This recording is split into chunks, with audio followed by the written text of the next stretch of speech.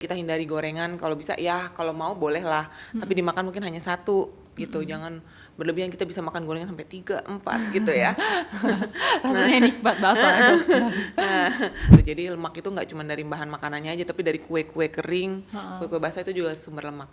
Nah, itu yang kita batasi. Berarti kalau kita mau ngambil kue, kalau bisa sih ya dipilih hidangan lain, jangan kebanyakan Jadi berarti kacang. benar-benar harus dihindari ya Ya, dokter. tergantung sih asam uratnya berapa. Jadi kalau bisa sih emang udah tahu ini beneran asam urat dengan pemeriksaan hasil lab ya, jangan kira-kira doang gitu ya dari gejala gitu.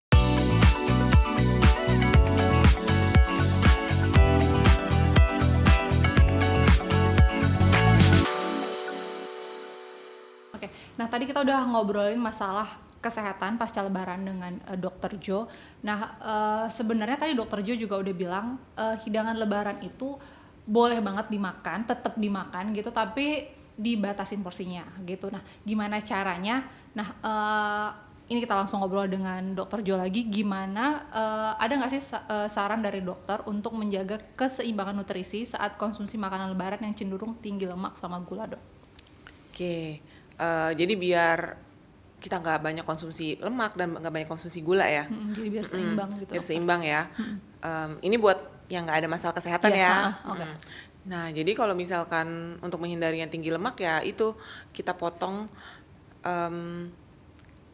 pas lebarannya ya, kita potong kuah-kuahnya, kita potong bumbu-bumbunya yang tinggi, yang banyak santannya, yang banyak lemaknya, dan kita hindari gorengan. Kalau bisa ya kalau mau boleh lah, tapi dimakan mungkin hanya satu gitu, jangan berlebihan. Kita bisa makan gorengan sampai 3, 4 gitu ya. Rasanya nikmat banget soalnya, dokter. Nah, terus kalau gula ya tentu aja itu kan pasti sumber asupannya kan dari kue-kue kering ya, banyak banget pas lebaran kan. Nah, kalau mau kita makan boleh, kita makan satu, tapi ingat satu itu selain kalorinya besar ya, kayak nastar itu sekitar ya 60 sampai 80 kalori lah satu nastar, dan itu juga kandungan gulanya juga tinggi gitu kan. Hampir semua kalori yang terkandung di nastar itu ya kalau nggak dari lemak ya dari gula gitu. Nah, jadi itu jadi lemak itu nggak cuma dari bahan makanannya aja, tapi dari kue-kue kering, kue-kue basah itu juga sumber lemak. Nah, itu yang kita batasi. Berarti kalau kita mau ngambil kue, ambil satu, jangan berlebihan, jangan makan nastar sampai setengah toples gitu. Oke, nah tapi kan kenyataannya nih dokter susah mengontrol itu. Nah, ada nggak sih misalkan cara dari dokter, misalkan kayak mungkin opor atau makanan yang lain gitu ya, supaya lemak jenuhnya itu mungkin nggak terlalu besar dalam hidangan itu, tapi nggak ngilangin rasanya nih dokter gitu. Kalau opor itu biasanya yang bikin nikmat itu karena pakai santan ya. Yang tadi bisa santannya itu kita ganti dengan krim.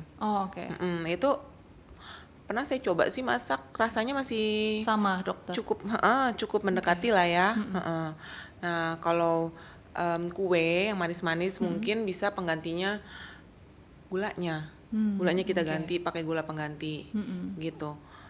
Ya memang sih rasanya nggak akan sama persis seperti kayak pakai gula pada umumnya ya. Iya, karena kita tahu kalau kita bikin minuman sendiri pakai gula pengganti aja kan beda ya rasanya ya. Benar-benar. Ya kue juga sama gitu.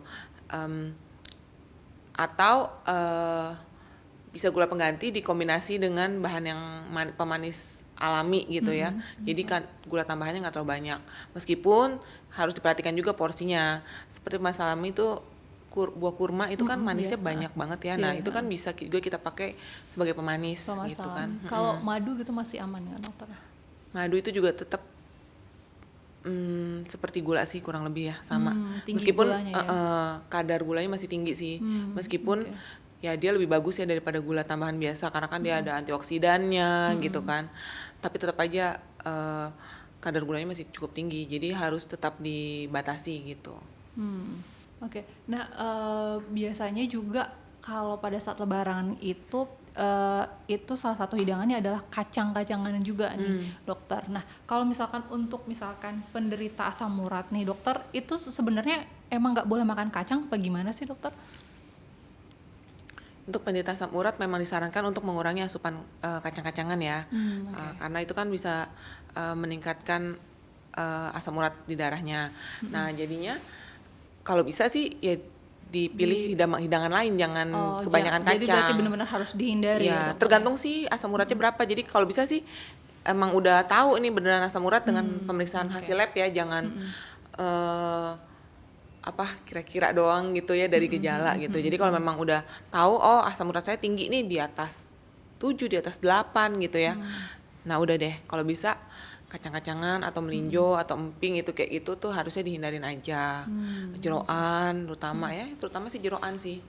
Jeroan sama kerang-kerangan seperti itu ya, cumi, kepiting ya seperti itu. Seafood dokter. Iya, itu yang sebaiknya kita hindarin tuh.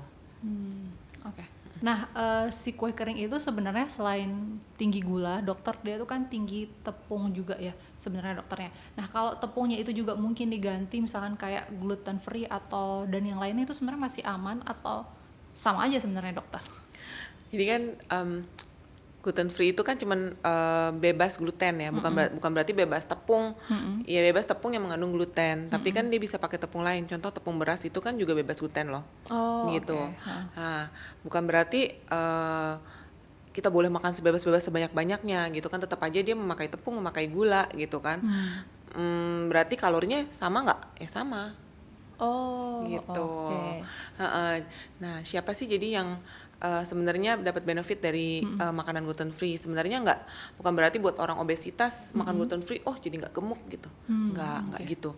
Gluten free itu lebih dikhususkan tuh sebenarnya buat pasien-pasien yang bermasalah di saluran cernanya gitu. Biasanya karena masalah autoimun gitu juga. Pasien-pasien autoimun juga biasanya disarankan untuk menghindari gluten gitu. Nah, jadi kalau untuk mengurangi berat badan tidak ada hubungannya dengan gluten free. Oke. Gitu. Jadi walaupun makan gluten free bisa aja jadi gemuk juga ya, dokter? Pasti. Oke, gitu. Oke. Ya tadi kayak kita bilang balik lagi loh, kalau memang lagi jaga berat badan nih atau lagi turun berat badan, kalau kita makan kue 3 sampai 4 itu berarti banget udah kayak 1 piring nasi gitu kan. Yang penting jangan sampai pas kita diet itu kita kelaparan gitu kan, kita malah jadi sakit lambung, tersiksa, sakit lambung, sakit muntah-muntah gitu kan. Nah, jangan sampai kayak gitu.